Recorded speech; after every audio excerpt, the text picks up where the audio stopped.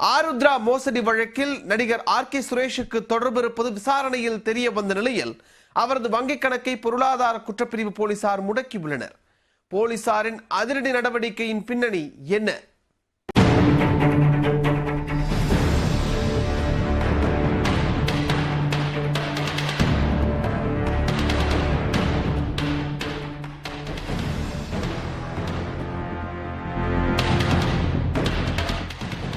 சென்னையை தலைமையிடமாக கொண்டு தமிழகத்தின் பல்வேறு பகுதிகளில் ஆருத்ரா கோல்ட் ட்ரேடிங் நிறுவனம் செயல்பட்டு வந்தது. பொதுமக்களிடம் 1,30,000 ரூபாய் வட்டி தருவதாக ஆசை காட்டி சுமார் 2,438 கோடி ரூபாய் பெற்று மோசடியில் ஈடுபட்டது அம்பலமானது.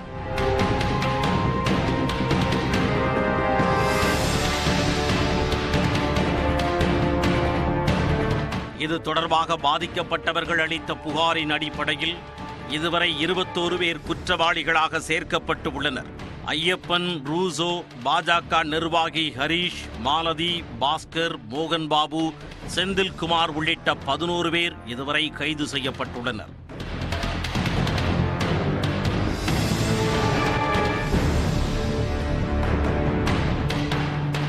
இந்த வழக்கில் கைதான ரூசோ என்பவரிடம் போலீசார் நடத்திய விசாரணையில் நடிகர், தயாரிப்பாளர் மற்றும் பாஜக ஓபிசி பிரிவு துணைத் தலைவரான ஆர்.கே. சுரேஷுக்கு ஆருத்ரா மோசடியில் தொடர்பு இருப்பது தெரிய வந்தது.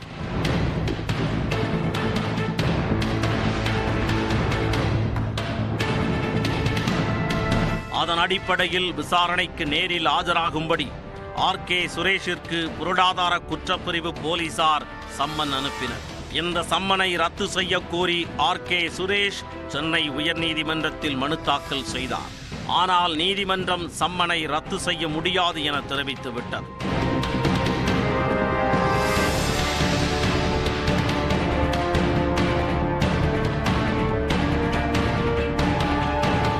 நீதிமன்ற உத்தரவிற்கு பின்பும் போலீசாரிடம் ஆஜராகாமல் ஆர்.கே. சுரேஷ் தலைமறைவாக உள்ளார். இதையடுத்து ஆர்.கே. சுரேஷ் உட்பட 4 பேருக்கு லுக் அவுட் நோட்டீஸ் விடுக்கப்பட்டது. ஆனாலும் இதுவரை ஆர்.கே. சுரேஷ் விசாரணைக்கு ஆஜராகாமல் தலைமறைவாக உள்ளதால் அவரது வங்கிக் கணக்கை முடக்கி பொருளாதார குற்றப்பிரிவு போலீசார் நடவடிக்கை எடுத்துள்ளனர்.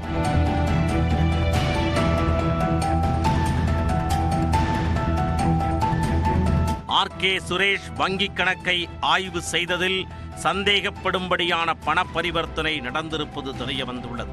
ஆகையால் சந்தேகத்தின் அடிப்படையில் அவரது வங்கிக் கணக்கை முடக்கம் செய்துள்ளதாக போலீசார் தரப்பில் தெரிவிக்கப்பட்டுள்ளது.